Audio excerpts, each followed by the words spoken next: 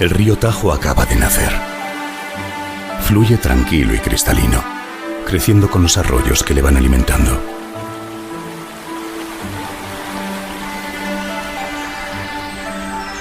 Generoso, el Tajo se deja embalsar en entrepeñas para compartir y disfrutar con humanos, huertas y animales. De forma natural, estas aguas viajarían hacia el Atlántico. Pero en el embalse de Bolarque, al Tajo se le divide. Parte de sus aguas son desviadas para emprender un largo viaje hacia el este, al levante español, a las provincias de Alicante, Murcia y Almería. Estas aguas desviadas no solo dividen al Tajo en dos, sino también a la sociedad. Muchos aseguran que el trasvase abastece a más de 2,5 millones de personas en Murcia, Alicante y Almería. 45 millones de árboles dependen de él, convirtiendo zonas áridas en pulmones vegetales. Con sus aguas, el sureste español se ha convertido en la huerta de Europa, aportando más de 2 millones de euros al Producto Interior Bruto Nacional y generando 300.000 puestos de trabajo entre el sector agrícola y turístico. Sin embargo, para muchos otros el trasvase Tajo-Segura ha hundido la economía de los pueblos de la cabecera del Tajo, convirtiendo la zona en una de las más despobladas de España. El desvío del agua impide respetar el caudal ecológico del río, matando su ecosistema. Crea desigualdades sociales entre regiones, generando riqueza en unas a costa de la pobreza de otras. Después de 50 años, esta faraónica infraestructura, cuyo coste podría llegar a los miles de millones de euros, aún no está amortizada, y su mantenimiento supone un gran desembolso para el Estado. Ante estas visiones tan dispares, la guerra del agua parece inevitable. Pero ¿y si no fuera necesario seguir desviando las aguas del Tajo trasvase tras trasvase? Me parece que es políticamente una irresponsabilidad que Murcia tenga un proveedor de agua que está a 300 kilómetros, porque estratégicamente, geopolíticamente no es lo más lógico y lo estamos viendo. Todos los años hay tensiones, todos los años hay problemas, los regantes no duermen tranquilos, vendrá agua, no vendrá agua. La solución es la autosuficiencia hídrica. Francisco Turrión fue expedientado en noviembre de 2017 por realizar un estudio para Greenpeace titulado La trama del agua en la cuenca del Segura 10 años después. El tema del déficit hídrico del que se habla en la cuenca del Segura pues es un artificio contable, ¿no? Es un error numérico que en mi opinión se estableció pues para poder justificar el trasvase Tajo-Segura y otros nuevos trasvases. Es decir, cuando en la cuenca del Segura se hacen los números de lo que llueve y lo que se evapotranspira, lo que se denomina recursos naturales, más el agua desalada, y eso se compara con las demandas, vemos que la cuenca del Segura no solo no es deficitaria, sino que tiene un superávit de 200 hectómetros cúbicos anuales, y todo ello sin contar con las aguas del trasvase. Lo que ha pasado es que en esos cálculos se ha omitido el factor agua subterránea, el flujo subterráneo que va al mar. Recientes investigaciones de la Universidad Autónoma de Barcelona, mediante isótopos de radio, han determinado que ese flujo subterráneo de agua que va al Mediterráneo puede ser hasta 15 veces superior al flujo fluvial, que por cada río Segura o cada río Júcar puede haber hasta 15 ríos Júcar y 15 ríos Segura que se van al mar. Eso lo decían los redactores del anteproyecto del trasvase Tajo-Segura en el año 67. Eso lo decía el Instituto Geológico y Minero de España después, en los años 70, donde hablaba de un trasvase hidrogeológico de la mitad norte de la cuenca del Segura hacia el Mediterráneo. Hay un flujo importante de agua subterránea que no se ha considerado en el balance, pero ese agua es recurso natural y por tanto hay que incluirlo. Cuando lo incluimos nos damos cuenta que la cuenca del Segura no es deficitaria. Francisco Turrión ha dirigido 80 sondeos y 80 pozos en la cuenca del Segura, lo que le convierte en uno de los pocos hidrogeólogos de España que conoce a fondo esta materia.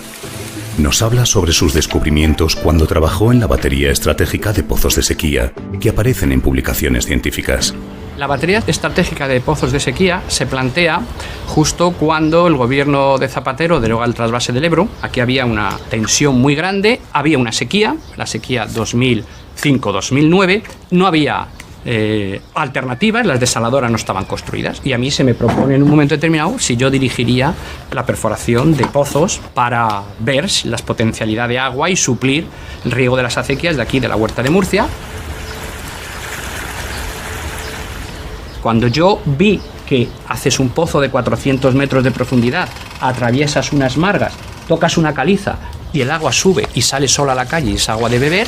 Cuando tú pones esos pozos y ves sacar 100 litros por segundo de agua cristalina en los pozos de la zona de Llín o aquí en Murcia y tomas niveles constantemente durante 10 años y ves que no solo el acuífero no se vacía, sino que incluso algún pozo se hace surgente, cuando recapitulas aquella información del Instituto Geológico y Minero, como el Estudio Hidrogeológico Cazorla-Ginjekla o Alto Júcar, Alto Segura, que ha sido sacado de la planificación, no se tiene en cuenta con esos estudios, dije, aquí puede ser que todo lo que me han contado hasta ahora no sea cierto.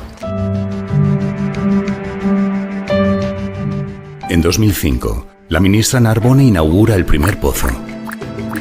A los 3 años, la cuenca del Segura acumula 80 pozos en los municipios de Murcia, Orihuela, Ellín, Lorca y Puerto Lumbreras. Toda esa batería, junto con los pozos de sequía del sinclinal de Calasparra, que ya estaba hecho 10 años antes, fueron capaces de movilizar en el entorno 135 hectómetros cúbicos año. Todo eso funcionó estupendamente hasta 2009, no hubo manifestaciones, nadie se fue a Madrid a pedir el trasvase del Ebro, ni que el Tajo mandara más agua. Pero nos preguntamos si la opinión pública llegó a conocer la existencia de estos pozos.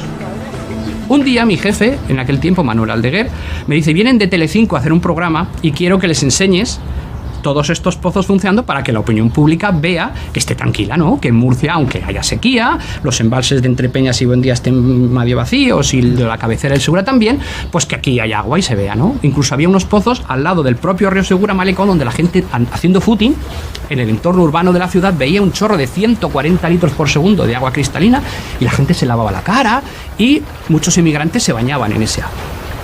Y estuvimos una mañana con una productora de Telecinco explicando todos los pozos, poniéndolos en marcha. Y cuando pasaron 15 días o un mes me llamó la periodista para otra cosa y le digo, oye, ¿cuándo vais a publicar esto? No, dice, es que en mi cadena han dicho que esto, en fin, le han dicho de Murcia, el del gobierno regional, que no sería bueno que esto se supiera, que esto no es eso y no se va a publicar. Bueno, pues todos esos pozos funcionando, nadie los ha visto funcionando porque no hay interés que se vean. Pero es más, si entramos en la página web de la Confederación, no verá ningún pozo echando agua. Y son 60 pozos que costaron 50 millones de euros, que todos los años también cuesta un montón de dinero ponerse en marcha y que no los enseñan. ¿Por qué no enseñan nuestra propia agua? Porque el día que los murcianos vean su propia agua, les va a dar igual el Tajo. Van a exigir la suya. Nos interesamos por saber si en el subsuelo de Murcia capital también hay agua. En la ciudad de Murcia hay unos 200 edificios que de forma constante y continua, sobre todo los que tienen 2 sótanos, tienen que estar achicando agua del subsuelo y lanzándola, mandándola a la red de alcantarillado para que los coches no se inunden.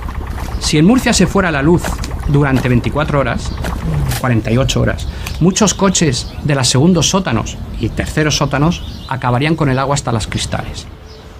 Un agua que no solo los vecinos tienen que pagar la luz eléctrica de impulsar ese agua y sacarla del sótano, sino que el Ayuntamiento de Murcia, gestionado por una empresa del Grupo Suez, les cobra un peaje por llevar ese agua a la red de alcantarillado y depurarla en la depuradora de Rincón del Gallo. ¿Por qué llevamos agua limpia a depurar a la depuradora de Rincón del Gallo? ¿Por qué los regantes de Murcia no pueden utilizar ese agua para regar?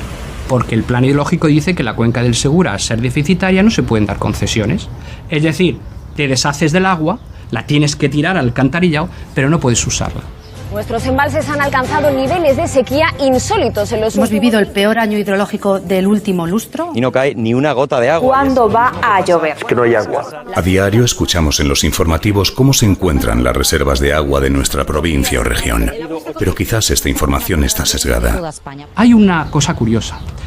Si nosotros estuviéramos ahora mismo en Mallorca y pusiéramos la radio, la noticia que oímos es la situación hídrica está al 70%. La continuación de la noticia es los acuíferos de Mallorca han experimentado un descenso o un ascenso y el agua se ha situado al 70%. Cuando esa misma noticia cogemos un avión y nos vamos a Madrid o a Toledo o a Murcia y ponemos la misma radio, la noticia que vemos es la situación de los pantanos está al 70%. En las Islas Baleares, recursos hídricos son acuíferos. En la península, recursos hídricos son pantanos. Si eso no es un fraude en la información, que venga Dios y lo vea. La información en la península tendría que ser las dos. La situación hídrica de los pantanos se encuentra al 70% y los embalses subterráneos al 80% o al 90%. La pregunta que surge inmediatamente es por qué en las Baleares se tiene en cuenta los acuíferos cuando se habla de reservas hídricas y en la península se esconde ese agua. Pues quizá porque las Islas Baleares no van a hacer nunca trasvases y no tienen por qué esconderle el agua a la opinión pública. ¿Por qué en la península ibérica nos esconden el agua que no vemos, el agua subterránea? Porque en mi opinión hay varios intereses. Está el lobby del hormigón, el que lo que pretende es convencernos de que hay que hacer más presas, más trasvases, más canales y más desaladoras porque no hay agua suficiente.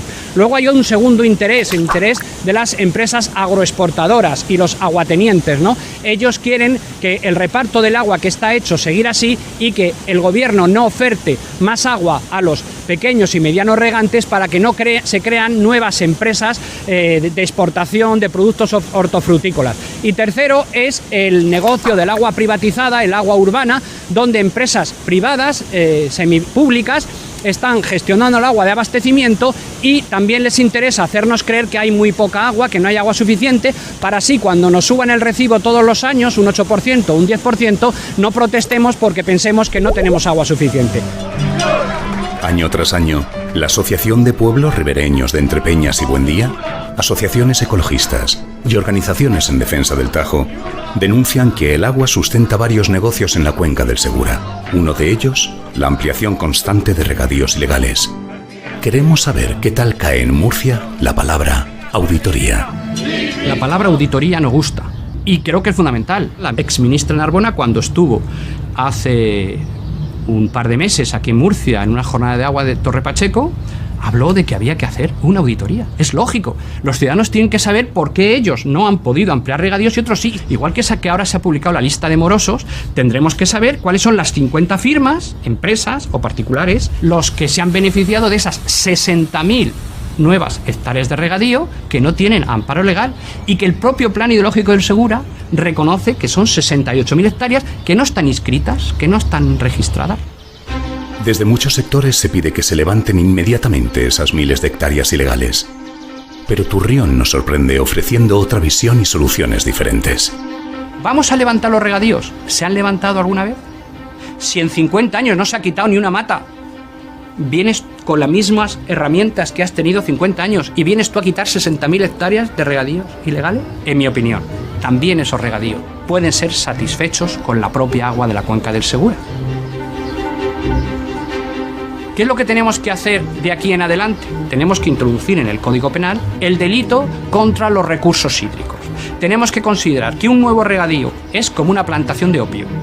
Tiene que entrar el Seprona por mandato judicial y quemarlo. Hasta que la ciudadanía no vea que si tú haces una cosa de esas, te la van a levantar el invernadero, la plantación, y aparte de las multas, sanciones, etcétera, y puedes acabar en la cárcel, no pararemos los regadíos ilegales. Pero también tenemos que arbitrar medidas para que el desarrollo rural del interior de la cuenca, donde a toda esa gente no se les ha permitido ni siquiera echar un chorrito de agua a un almendro de secano para que no se pierda, hay que permitir regadíos sociales, regadíos sostenibles, regadíos de bajo consumo, regadíos donde para regar una viña son 1.500 metros cúbicos por hectárea y puede beneficiarse mucha gente, ya no solo del Segura, sino del Guadiana e incluso del Tajo.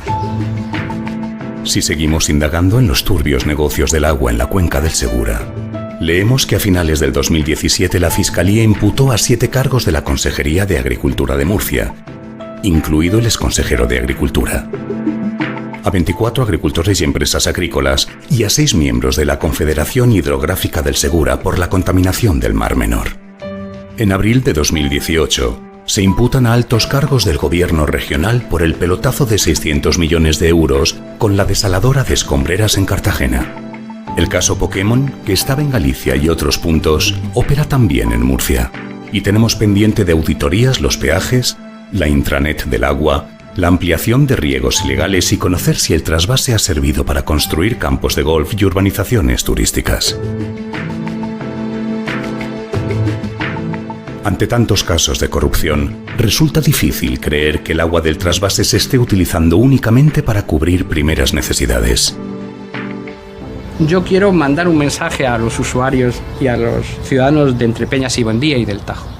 Creo que hay que enfocar no en el hecho de que en Murcia se esté utilizando ilegalmente el agua del Tajo, sino convencer a los murcianos de que tienen agua suficiente sin tener el Tajo, de que tanto Castilla-La Mancha, tanto los ciudadanos de Entrepeñas y Buendía y los ciudadanos del Tajo tienen que unirse con los de la cuenca del Segura, a los que se les dice que no tienen agua, para demandar transparencia, para demandar datos, información, para que vean que podemos satisfacer las demandas existentes con el agua que tiene la cuenca del Segura sin trasvase.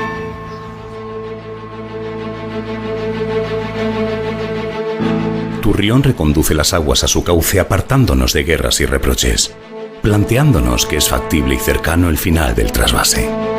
Pero ¿en cuánto tiempo y con qué cantidades se sustituiría? La tesis que plantea el informe de Greenpeace, haciendo más pozos y haciendo un uso sostenible de ese agua subterránea y de ese flujo subterráneo que acaba yéndose al mar, utilizando recursos renovables, no reservas, recursos renovables anuales, 200 hectómetros, y utilizando 200 hectómetros de agua desalada, que mezclada ambas, el precio-coste del metro cúbico bajaría bastante. En 3 años podíamos perfectamente, la cuenca del Segura, desengancharse del trasvase Tajo Segura y de cualquier otro. Se deja la infraestructura para que nadie se ponga nervioso por si pasara una desgracia en los siguientes 10 años, pero llegaríamos a un momento que ya no es necesario que estemos manteniendo esta infraestructura con otros españoles. Las conclusiones de Turrión chocan con los intereses de muchos sectores. Pero las evidencias científicas muestran claramente cuál debería ser el camino a seguir por nuestros gobernantes. El trasvase lleva funcionando desde 1979. 40 años secuestrando aguas al Tajo. 40 años secuestrando las aguas del Segura. Ha llegado el momento de abrir los ojos y cerrar la guerra del agua.